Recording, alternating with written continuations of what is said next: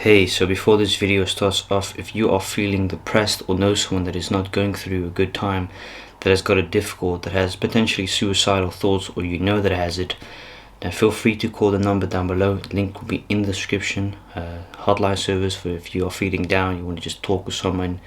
Just want to let you know that you should not do it, if I can say so, because you're a virgin, my man.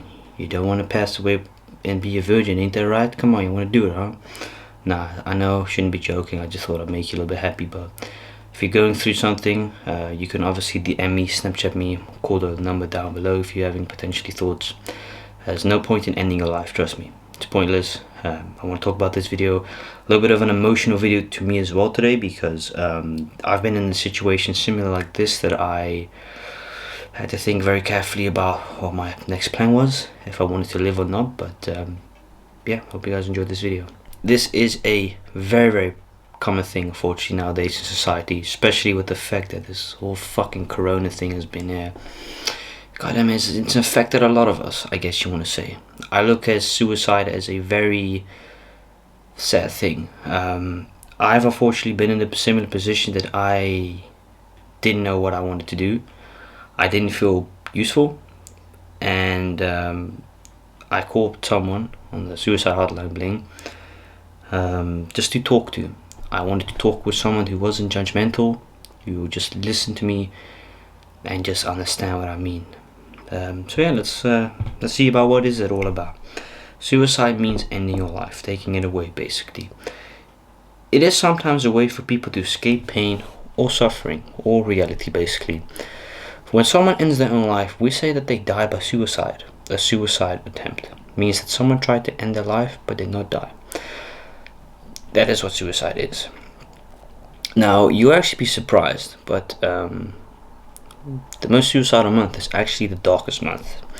Research on seasonal effects on suicide rates suggests that the prevalence of suicide is greatest during the late spring and early summer months, despite the common belief that suicide rates peak during the cold and dark months of the winter season. Makes kind of sense when you think about it. The weather does have an impact on how we are, so when it's sunny, we in general are happy, we got our nice clothing on. When it's shit weather, we tend to unfortunately feel sad. Don't do it, please. There's no point in doing it, because it's actually really selfish. Because you hurt the people that really truly care about you, even though that may not sometimes look and appear like it. Someone out there does definitely love you, cares about you. Don't do it, please. It's not worth it. You're just going to hurt the people that care about you. That's the only thing that suicide leaves behind, is a broken heart for multiple people. Especially your parents. Think about your parents, regardless if the situation is good or not. I don't think any parent wants to wake up to that child not being there anymore. The most suicidal country in the world is Greenland. Wow, that's crazy. Greenland is not a very super big populated place. It's up more the north. It is the most suicidal region in the world, while the Eastern Mediterranean is at least, probably because they have a better life. Latest though has been North Korea, and I'm not going to pretend like I'm shocked, because I think we all have a goddamn clue what's going on in those communistic countries. I'm not surprised. 8.2, male 10.6, female 6.3. Wow, that is heavy. That is very heavy. That's a high suicidal rate. Let me just look at that alone. Oh Jesus, sorry. God damn it. Look at that. Those are some very high numbers, and there's a reason for that. People are trapped there. They got no freedom almost, they cannot talk. Some places, some countries in the East, Western cultural appropriate things aren't allowed there, like Google, YouTube, this and that, to protect the goddamn own people. Protecting my ass. But it's that country. Thank God that we live in a free world. Very nice.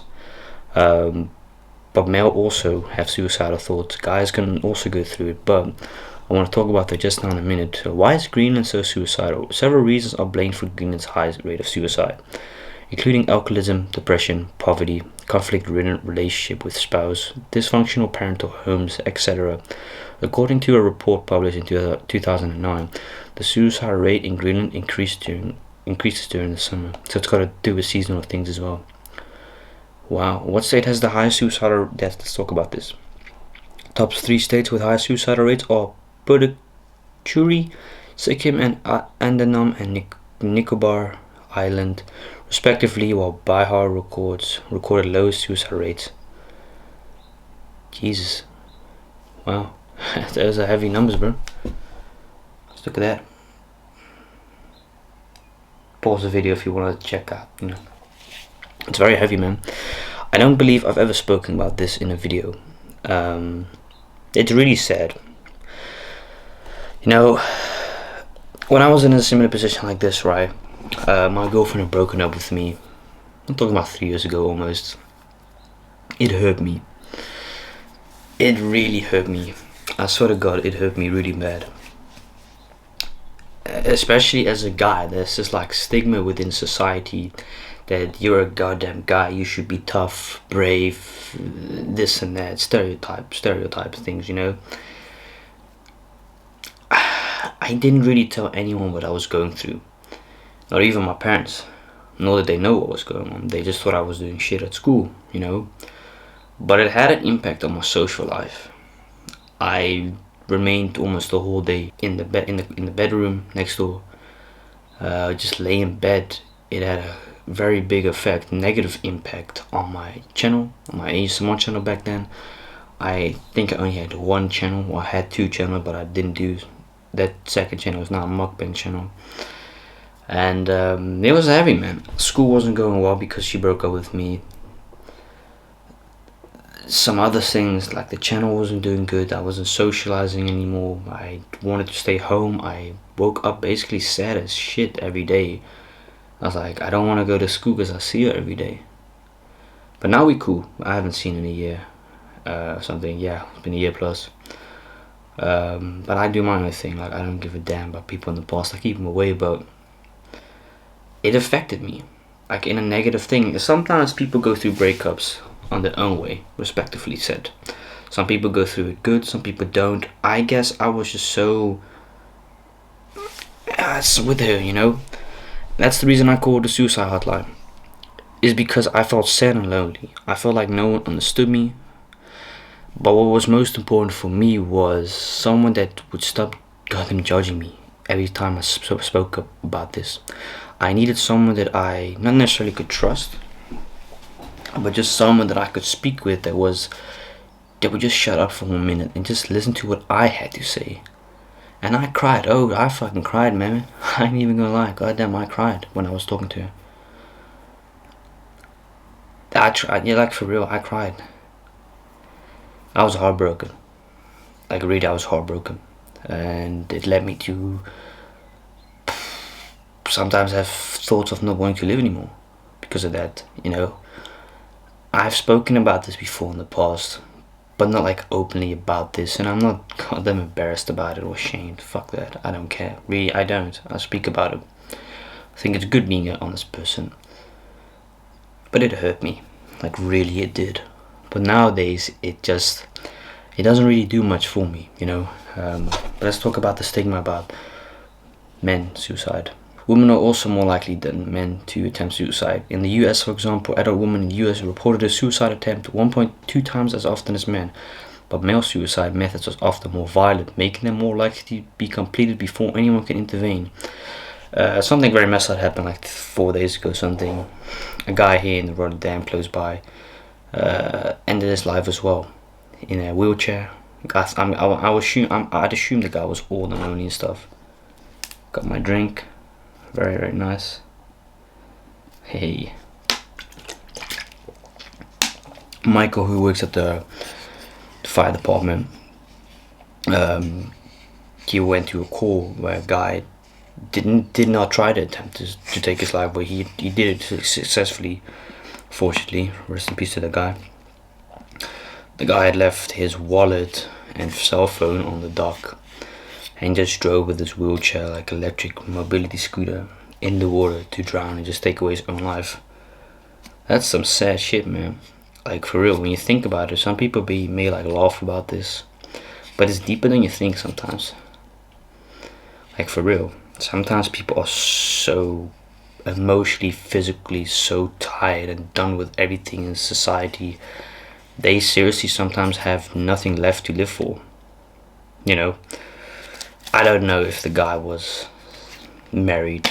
I would assume he wasn't, because if so, that'd be selfish of him to do. But you know, at the end of the day, it was his decision. But let's talk about guys taking their lives as well. It often starts in childhood. We tell boys that boys don't cry, says Coleman O'Driscoll. Goddamn, Red Dead Redemption 2. O'Driscoll's. sorry, I just thought of, okay. Former Executive Director of Operations and Development at Lifeline, an Australian charity providing 24-hour crisis support and suicide prevention services. We condition boys from a very young age to not express emotion, because to express emotion is to be weak. Maru Grunu, Executive Director at the Centre for Suicide Prevention in Canada, points out it's how we talk to our children and how we encourage them to communicate about themselves too. So it often starts with parenting. Okay, interesting. Mothers talk way more to their girl children than their boy children, and they share and identify feelings more, she says. We almost expect women to be emotional. From a young age, we condition men to think that crying is a sign of weakness. Interesting. But men may be less likely to admit when they feel vulnerable, whether to themselves, friends, or a GP. A guided person, I think it means. They also can be more reticent than women to see a doctor. A UK British Medical Journal study found general primary care consultation rates were 32% lower in men than women.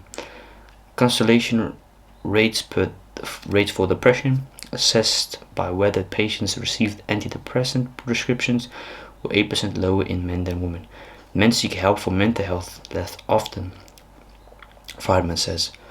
It's not that men don't have the same issues as women, but they're a little less likely to know they have whatever stresses or mental health conditions that are putting them at greater risk for suicide. Very interesting. Wow. Also very heavy when you think about it. This whole stigma of society thinking, this and that. I hope this video helped you out, man. Oh shit. Hope you guys enjoyed this video as well. Definitely let me know down in the comments below what you thought about this video, and don't be shy, partner. If there's something that you want to talk about that has been bothering you for a while, don't be shy to just connect me on Instagram or Snapchat, preferably Instagram, because Snapchat is very busy, Instagram is less busy. So if you want to go and hit me up on the IG, don't be shy, man, hit me up. But yeah, I hope you guys really enjoyed this video, and I can't wait for you to see tomorrow's video. Thank you guys so much for watching. Hey, see you guys later, man. Peace out.